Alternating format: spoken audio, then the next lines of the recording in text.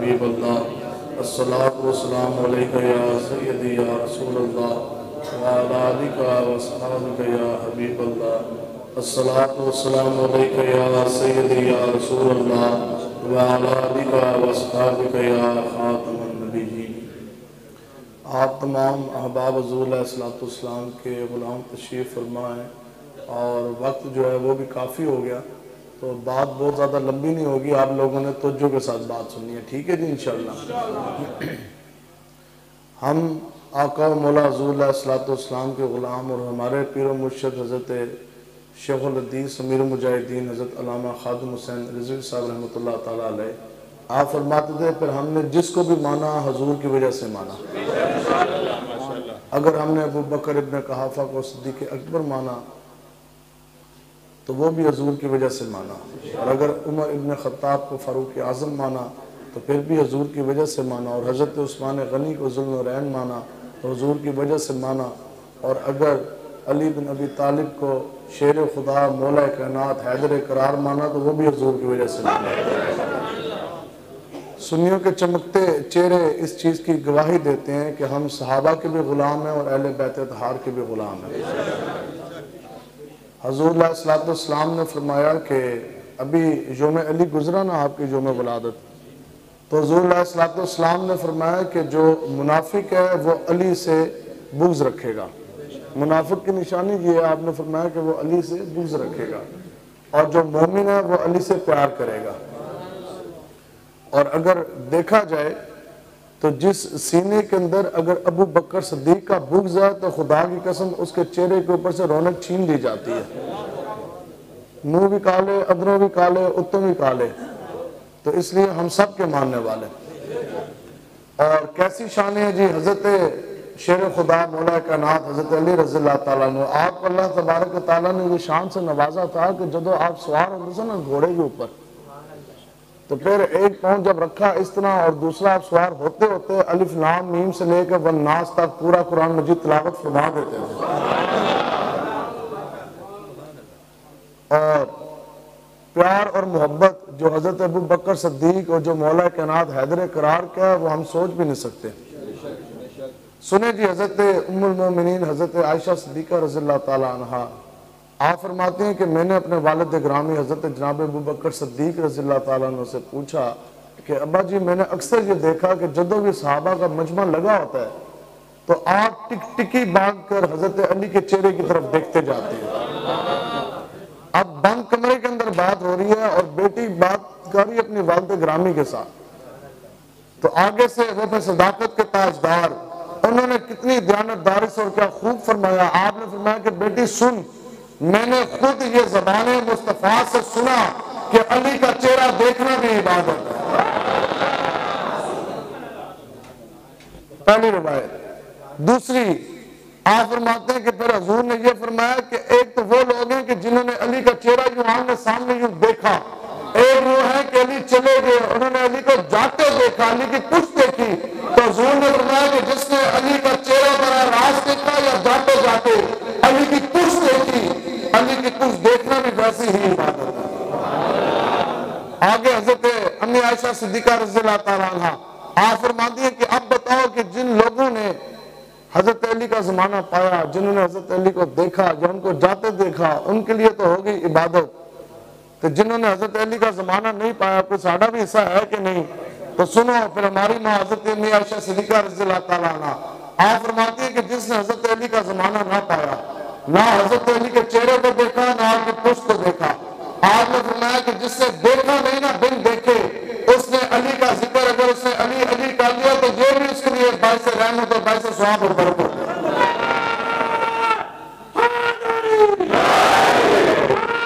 गली गली नगर नगर। अब सुनो जी, आका मौला हुज़ूर अलैहिस्सलाम ने फरमाया, ये बात बड़ी समझने वाली है। हुज़ूर अलैहिस्सलाम ने फरमाया हज़रत अली रज़ियल्लाहु ताला अन्हु को कि आप एक मामले में आपका और हज़रत ईसा अलैहिस्सलाम का एक मामला जो है वो बिल्कुल एक जैसा मुतशाबे है। हज़रत अली रज़ियल्लाहु ताला ने अर्ज़ की कि या रसूलल्लाह वो कौन सा मामला है? हुज़ूर अलैहिस्सलाम ने फरमाया कि हज़रत ईसा अलैहिस्सलाम से एक वो ग्रोह था कि उन्होंने इतना बुग़्ज़ रखा, इतनी अदावत रखी कि वो दुश्मनी में इस कदर बढ़ गए कि बिल आखिर उन्होंने वक्त के नबी हजरत ईसा की मां मरियम के ऊपर झूठा इल्जाम लगा दिया।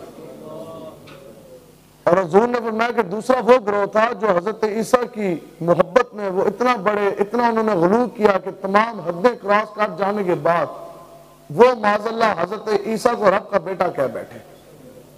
अब जब हुजूर ने ये फरमाया, और किसको फरमाया, वो जो इनके शहर का दरवाजा है, तो फिर खुद हजरत अली रज़ी अल्लाह ताला अन्हु ने आगे इसकी शरह फरमाई, आपने खुद आगे इसकी तफसील बयान की। आपने फरमाया कि लोगों सुनो कि मुझ अली की मोहब्बत की वजह से एक ग्रोह ईमान की हलावत खो बैठेगा, और दूसरा आपने फरमाया कि मुझ अली की बुग़्ज़ और अदावत की वजह से एक ग्रोह है जो जनाब ईमान खो बैठेगा, दार इस्लाम से खारिज हो जाएगा। वो कौन लोग हैं? ये तो समझ आती है कि हुजूर ने फरमाया कि मुनाफिक जो है वो अली से बुग़्ज़ रखेगा। ये समझ तो आ गई कि जिसने हजरत अली रज़ी अल्लाह ताला अन्हु से बुग़्ज़ रखा, अदावत रखी, वो ईमान का मजा ना चख सका, वो बेईमान ठहरा। लेकिन एक वो भी तो ग्रोह है ना जिसके बारे में हजरत अली ने फरमाया कि वो मुझ अली की मोहब्बत में इतना गुलू करेंगे कि वो शरीयत को भी तार तार कर देंगे, वो तमाम हदें जो उनसे हैं वो पार हो जाएंगी। और आपने फरमाया कि वो अंधे हो जाएंगे। तो अंधे हम अहले सुन्नत व जमात, हम वो हैं कि हमारे हाथ में सहाबा का भी दामन है और अहले बैत अतहार का भी दामन है। ऐसे अन्य कोई नहीं, अल्हम्दुलिल्लाह। ऐसा नहीं करना कि इससे मुराद हज़रत अली की ये थी कि फिर वो ग्रोह ऐसा होगा कि जो सहाबा के ऊपर सबो शतम करेगा। वो ग्रोह वो होगा कि वो फिर जनाब अबू बकर सिद्दीक को पहाड़ की चोटियों पे चढ़ते चढ़ते और गारे सौर की तरफ जाते जाते जिस हस्ती ने कंधों के ऊपर आका मौला को उठाया, बिठाकर गारे सौर तक लेके गए, फिर वो इतने अंधे हो जाएंगे कि उनको जनाब अबू बकर सिद्दीक भी नहीं नजर आएंगे। फिर वो बदबख्त ऐसे अंधे हो जाएंगे कि उनको मुराद रसूल हज़रत फारूक आज़म, जिनके बारे में रसूल ने फरमाया कि ये मेरा गुलाम फारूक आज़म है, जिस रास्ते से फारूक आज़म गुजर गया उस रास्ते पर तो कभी शैतान आ भी नहीं सकता।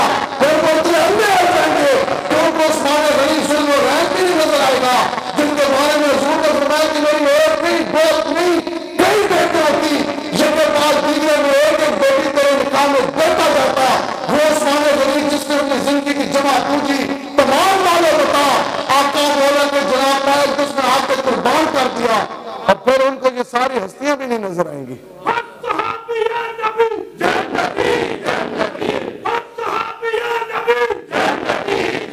इसलिए हमारा वो अकीदा जो सहाबा से बराह रास्त चला, और हुजूर के साथ आपने वफा करनी है। लोगों की उम्र गल गई, क्या जी 30 साल 40 साल की रफाकत है, 50 साल एक की गुलामी की, 40 साल दूसरी की गुलामी की, पहले भी जलील आज और रसवा। असी जे तुहानू कहना है तुसी करो हुजूर अलैहिस्सलाम दे दीन दे नाल वफादारी इंशाअल्लाह।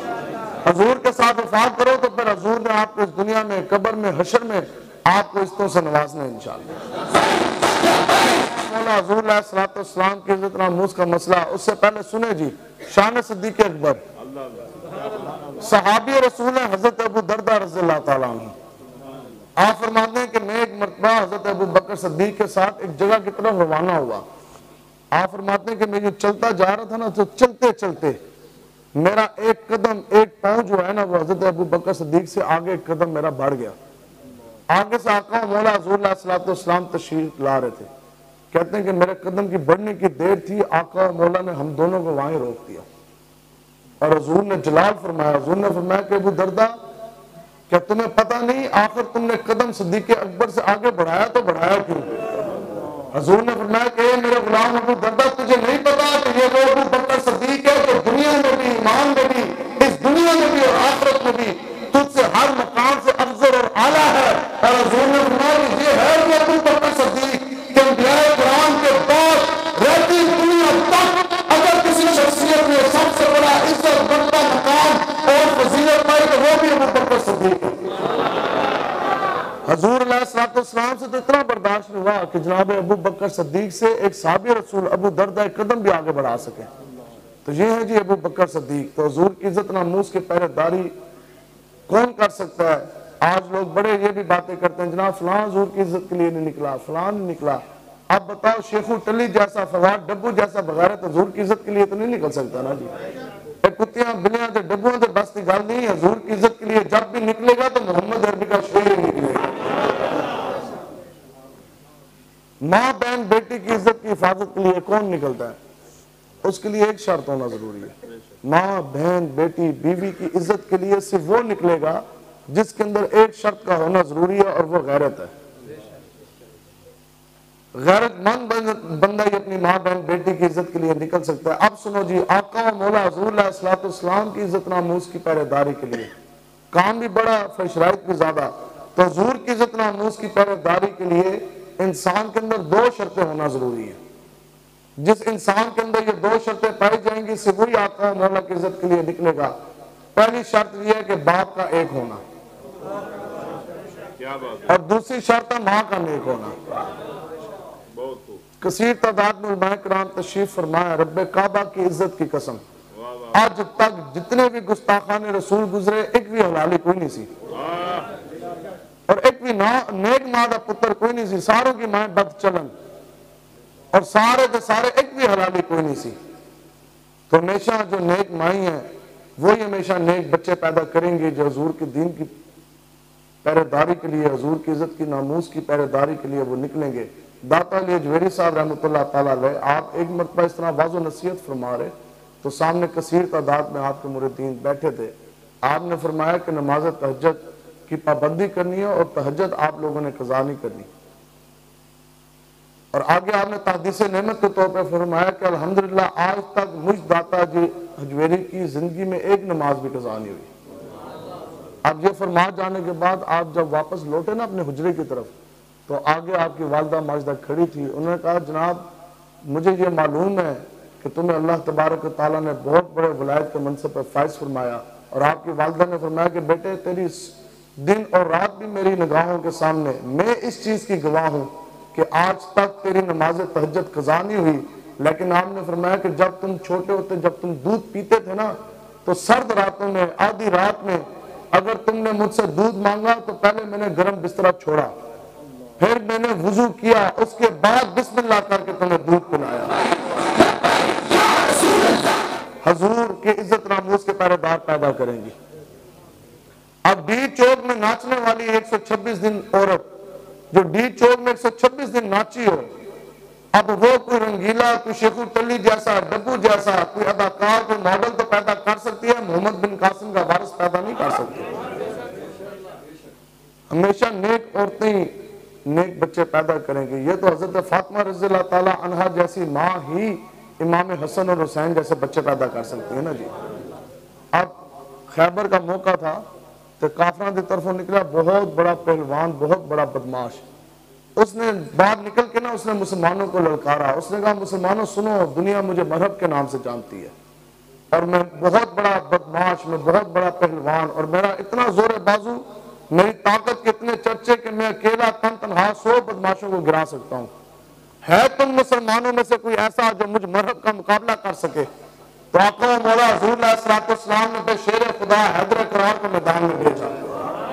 सुने कि रावी ने वो लफ्ज लिखे, वैसे ही जब आप हैदर करार मरहब के मुकाबले में गए तो जिस अल्फाज से आपने उसको ललकारा, आपने फरमाया कि मरहब सुन, और दुनिया तुझे मरहब के नाम से जानती होगी, होगा तो बहुत बड़ा बदमाश, बहुत बड़ा ताकतवर, लेकिन मरहब सुन, मेरी मां ने मेरा नाम हैदर रखा।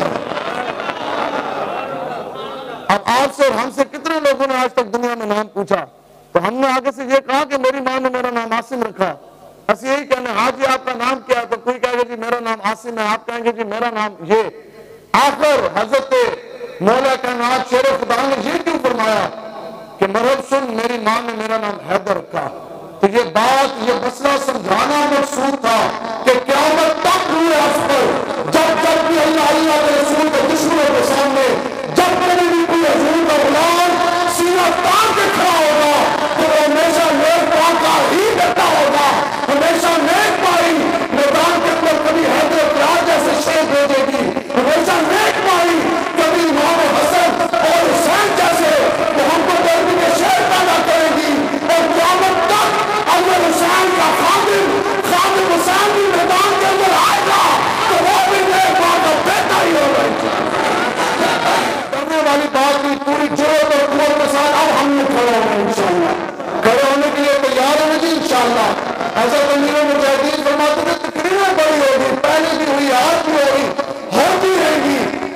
मैदान लगाने का वक्त आ गया। तो मैदान लगाने की तैयारी होगी इंशाअल्लाह। इंशाअल्लाह हुजूर का दीन अब की बार हमने तख्त पर लेकर आना है, लाएंगे ना जी इंशाअल्लाह।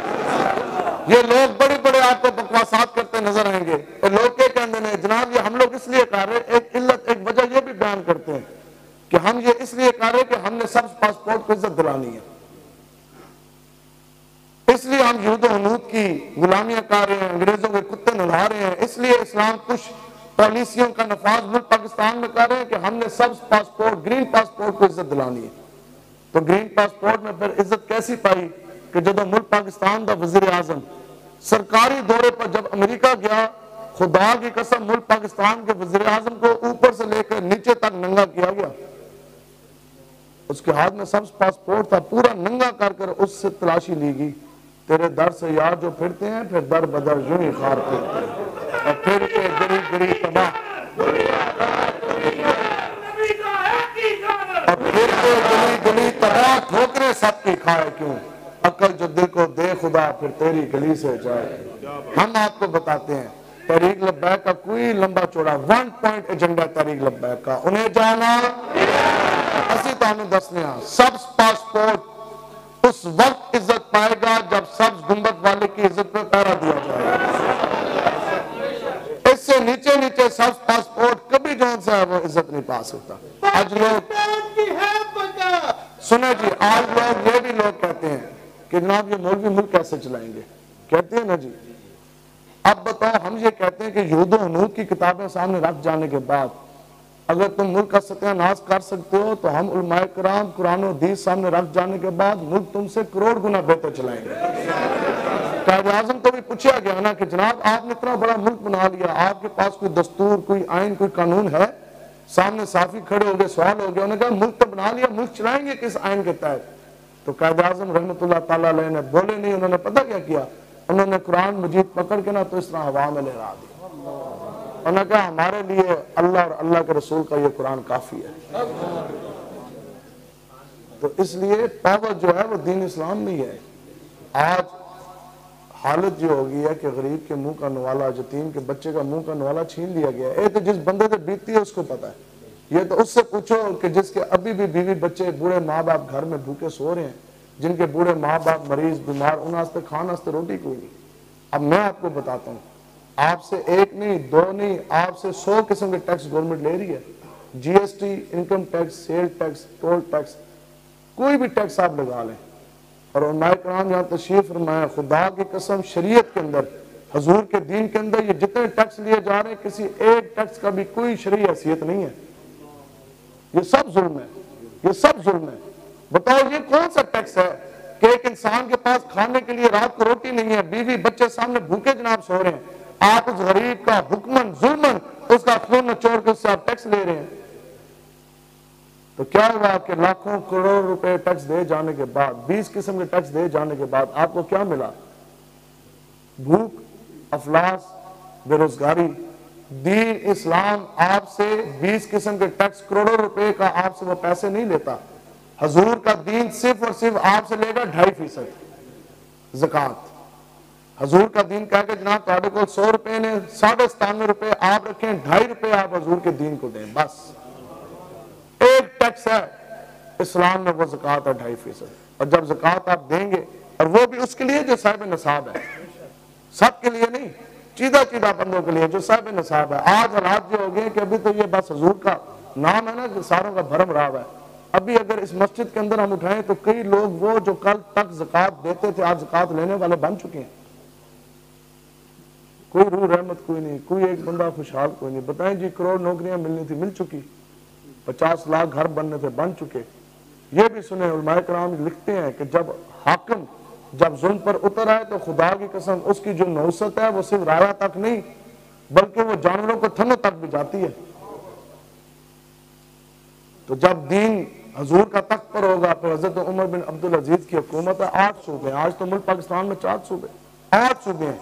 जो पैसा जमा हुआ, आपने जनाब वजीर और मशीरों को कहा, हुक्म दिया कि ये पैसा ले जाएं और जितने भी लोग हैं उनमें आप ये ज़कात तकसीम कर दें। 8 सूबों से वो पैसे फिर कर वापस आ गए। पूरी राया में एक बंदा भी ज़कात लेने वाला कोई बाकी कोई नहीं बचा था। अब वो जब पैसे यूं वापस आ गए बोरी इस तरह। उन्होंने कहा जनाब आप इन पैसों का क्या करना है? सुने जी, आपने फरमाया इस तरह करें कि हमारी राया के अंदर जितने भी लोग मकरूज हैं, जितनों का भी कर्ज है, वो इस रकम से चुका दिया जाए। अब कर्ज चुकाएंगे, इसके बावजूद पूरी राया का कर्ज, एक भी कर्ज वाला बंदा बाकी ना रहा, वो पैसे फिर वापस आ गए। उन्होंने जनाब क्या, उन्होंने कहा जनाब पैसे तो फिर वापस आ गए, उन दसो क्या करिए? आपने फरमाया कि जितने भी बालिग बच्चे और बच्चियां हुकूमत के फंड से उनकी शादियां कर दीजिए। जी है जी 2.5%। बताओ जी, हजूर का दीन छोड़ जाने के बाद हम आखिर यहूद नूर के पीछे क्यों पड़ गए? आज कमजोरी की बात देखें। आप बताएं जी, इस तरह करो, इस तरह सारे इस तरह करें, बेशक बैठे बैठे हाथ ऊपर उठाने की दसो ताकत है कि नहीं है? और जोर लगाएं, है ताकत? दसो भी आज तक ये आपकी ताकत एक लम्हे के लिए भी कुफर को गिराने के लिए काम आई? क्या आपकी ये ताकत एक लम्हे के लिए भी किबला अव्वल यहूदी के शिकंजे से छुड़वाने को काम आई? क्या आज तक आपकी ये ताकत एक लम्हे के लिए भी निज़ाम मुस्तफ़ा के नफाज के लिए काम आई, कश्मीर की रहाई के लिए काम आई? लेकिन इंशाअल्लाह अब लब्बैक की बरकत से काम आने वाली है इंशाअल्लाह। इन्होंने तो हमें माहौल ऐसा बना दिया, इतनी दुख की बात है। बताओ कि आज भी बैतुल मुक़द्दस मस्जिद अक्सा क्या आपको पुकार नहीं रही? खुदा की कसम उठा के कह रहा, आज भी बाबरी मस्जिद की ईंटें हिंदू और सिखों के घरों के अंदर मौजूद हैं। और हमारे अमीर मुजाहिदीन आप फरमाते थे, आप फरमाते थे कि मैं सीधी सादी बड़ी मोटी सी तारीफ करके जा रहा हूँ मुनाफिक की। ये शेखुल हदीस साहब आप फरमाते थे मुनाफिक की तारीफ। आप फरमाते थे मुनाफिक वो होता है जो अपनी मर्जी से दीन पे चलता है, वो अल्लाह अल्लाह के रसूल की मर्जी से दीन पे नहीं चलता। फिर क्या है, वो अपनी शक्ल जौन सी है वो यहूदियों की तरह बनाता है, लिबास जौन सा है वो नसरानियों की तरह पहनता है, और चलने का बोलने ढालने का अंदाज जौन सा है वो भी हिंदू अदाकाराओं की तरह बनाता है। फिर उसको पूछा जाए जनाब बताएं आपकी आइडियल कौन है, तो वो फिर कहेगा जी मेरा आइडियल फलां क्रिकेटर है, फलां एक्टर है। बताओ जी मुसलमान का आइडियल कोई क्रिकेटर को होना चाहिए जनाब या अबू बकर सदीक को होना चाहिए? मुसलमान का आइडियल किसी जनाब हिंदू अदाकार को होना चाहिए या हैदर करार को होना चाहिए? लेकिन हमारी तरजीहात बदल चुकी हैं। आज लोगों से हम ये सवाल करें ना जनाब बताएं मुल्क पाकिस्तान वर्ल्ड कप कब जीता, तो लोग एकदम कहेंगे 1992 में। तो जदों असी ये पूछे जनाब बताओ बाबरी मस्जिद कब शहीद हुई, तो फिर ये जवाब आगे से नहीं आएगा कि 6 दिसंबर 1992। वो कोई बम तो नहीं उन्होंने फाड़ा था, 2.5 लाख उस वक्त के हिंदू चले और हाथों में थोड़े लेकर थोड़ियां लेकर वो चले और जनाब बाबरी मस्जिद के ऊपर वो चढ़ दौड़े और सुबह 10 बजे तो लेकर 5 बजे तक 7 घंटे के करीब वो हिंदू के अंदर इतनी जुर्रत किस तरह होगी कि वो अल्लाह तबारक तआला के घर के ऊपर चढ़ गया। इस तरह वो ज़रबे लगाते रहे। 2 बजे पहला जो सा है वो गुंबद शहीद हुआ, 3:30 बजे दूसरा गुंबद शहीद हुआ, 5 बजे तीसरा गुंबद शहीद हो गया। और सारे मुसलमान लाइव कवरेज, लाइव मनाजिर देख रहे हैं टीवी पर। बताओ एक की भी इतनी गैरत कोई नहीं थी, एक बंदा भी ना निकला। चाहिए तो ये था कि उसी वक्त पूरी पाक फौज भी और फौज का हर एक सिपाही भी और सारा असला लेकर और हजूर के मैं और आप सब गुलाम भी नारा तकबीर लगा के हिंदुस्तान के अंदर दाखिल हो जाते। उस दिन हिंदुस्तान में भी जौन साहब आजाद हो जाना था। लेकिन बताओ कि गुलामी में ना काम आती हैं शमशीरें ना तदबीरें, और जो ज़ौक़े यकीन पैदा तो कट जाती हैं जंजीरें। लेकिन इसके लिए ज़रूरी है कि सीने के अंदर इश्क़ मुस्तफ़ा हो। आज पूरी दुनिया में 56 इस्लामी ममालिक हैं। कितने हैं जी? 56। हम 12 ममालिक की बात करते हैं, 44 ममालिक छोड़ दें और 150 करोड़ मुसलमान है वो भी छोड़ दें। आज मुसलमानों की हालत देखें, हुज़ूर अलैहिस्सलातु वस्सलाम ने 74 जंगें लड़ी निज़ाम मुस्तफ़ा के नफाज के लिए। हज़रत अबू बकर सद्दीक का करीब 900 दिन आप खलीफतुल मुस्लिमीन रहे, आपके पास हुकूमत रही। एक दिन में जो एवरेज जो औसत जो आपने इलाका फतह किया वो 80 मुरब्बा मील है, मतलब कि 120 किलोमीटर इधर इधर इधर इधर इतना इलाका। आज हम बैठे 150 करोड़ मुसलमान है, 10 भी 1 इंच भी हम काफिर से ले सके। फिर हजरत फारूक आजम का दौर आया, 36 लाख मुरब्बा मील दुनिया का वो हिस्सा था जिस सरजमीन के ऊपर हजूर के नाम का झंडा लहरा रहा था। आज 1500 साल अभी हुए नहीं हजरत फारूक आजम की दुनिया से गई, लेकिन हमने महबूब गम गुसार की मेहनतों का क्या खूब हमने सिला दिया। जो हमारे गम में घुल गए हमने उनको दिल से भुला दिया। आज 1500 साल नहीं हुए, 36 लाख वो तो गया ही गया। आज आप बताएं कि 150 करोड़ से ज्यादा मुसलमान है। खुदा की कसम पूरी दुनिया में हजूर तो रहमतुल आलमीन नहीं बन गया है क्या, लेकिन पूरी दुनिया में 1.5 फुट भी भी जमीन का ऐसा हिस्सा नहीं है जिसके ऊपर निज़ाम मुस्तफ़ा का नफाज हो। 1.5 फुट भी पूरी दुनिया में जमीन का ऐसा हिस्सा नहीं है जिसके ऊपर कुरान के कानून का नफाज हो। 12 इस्लामी ममालिक की अगर फौजें मिला ली जाए ना, 9 लाख फौज है मुल्क पाकिस्तान की, 7 ईरान, 2 मुत्तहदा अरब अमारात, सऊदी अरेबिया, तुर्की, मराकश, मिस्र, शाम, इंडोनेशिया, मलेशिया, बांग्लादेश, ये 12 ममालिक अगर मिला लिए जाए तो इनकी करीब 50 लाख फौज बनती है। फौज ये 44 ममालिक की फौज अलहदा, 150 करोड़ मुसलमान अलहदा। तो इतना सा मुल्क है इसराइल यहूदियों का। यहूदियों की जो अभी फौज है पूरी दुनिया में 1,70,000 है। तो 1,70,000 यहूदी से हम सब मिलकर भी अभी तक किबला अव्वल नहीं ले सके। तो समझ नहीं है जी बात। इसलिए ये बात माननी पड़ेगी कि यहाँ तादाद और असले की बात नहीं, यहाँ गैरत ईमानी की जरूरत है। तो इसलिए बस यहाँ बात ख़त्म है कि हमारे हज़रत साहब अमीर मुजाहिदीन आप हमें ये हुक्म देते थे कि बेटा कभी भी लोगों को झूठे लारे नहीं लगाने।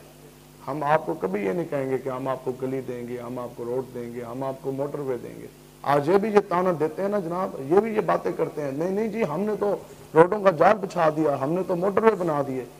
चलो तुमने मोटरवे बनाए भी तुमने हमारे पैसों से, आधे से ज्यादा तुम खा गए, करप्शन भी तुमने की, एहसान नहीं है, लेकिन चलो हमने मान लिया आपने मोटरवे बनाया। बताओ जी मोटरवे बन जाने के बाद हुजूर की उम्मत इज्जत पा गई, क्या खुशहाली आ गई? रोडों से, गटर के ढक्कनों से हुजूर की उम्मत कभी भी जौन सी है ना वो रफ्तार और बुलंदी नहीं पाएगी। हुजूर की उम्मत जब भी ऊपर जाएगी वो इश्क़ मुस्तफ़ा की वजह से जाएगी। चलो ये भी मान लिया, इधर ही आप तकाबल पे आ जाए। आपने बनाई मोटरवे, मोटरवे कैसी है? 150 की स्पीड से गड्डी चलाओ, 2-3-4 घंटे बाद मोटरवे ठुस खत्म होगी। ठीक है, अब जब वजीराबाद आना तो 2 घंटे पहले काला शाह काकू तो ले जाओ, गुजरात जाना तो जनाब 2 घंटे पहले सालम तो ले जाओ, जनाब जेलम जाना तो जनाब 2 घंटे पहले लीला इंटरचेंज तो ले जाओ। बस इतनी मोटरवे है, ज्यादा से ज्यादा 2-4-5-6 घंटे बाद ठुस नहीं। मोटरवे अगर देखनी है तो मोटरवे एक बनाई हमारे अमीर मुजाहिदीन साहब ने।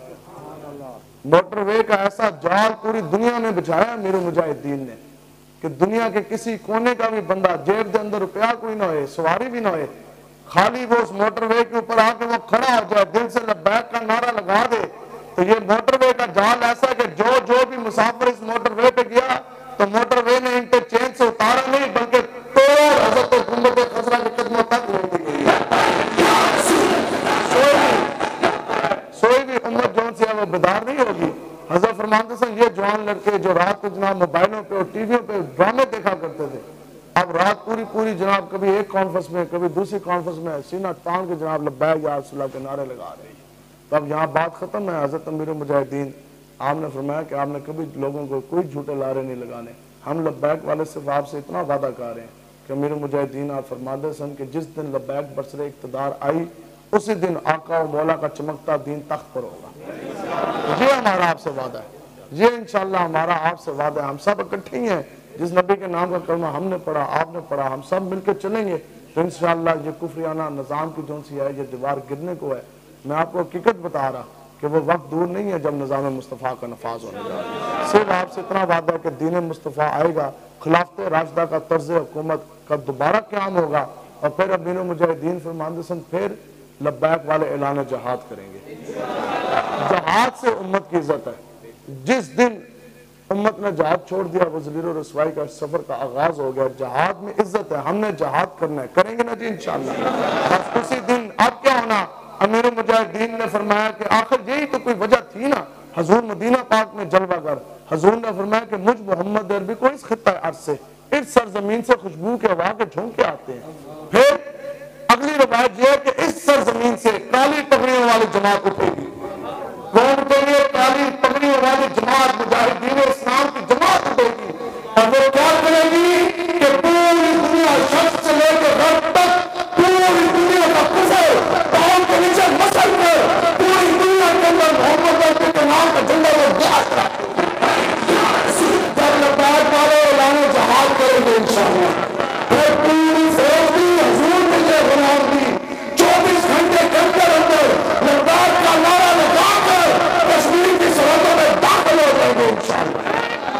बस चीनो अरब हमारा, हिंदुस्तान हमारा, चीनो अरब हमारा और मुस्लिम में हम वतन है सारा जहां हमारा।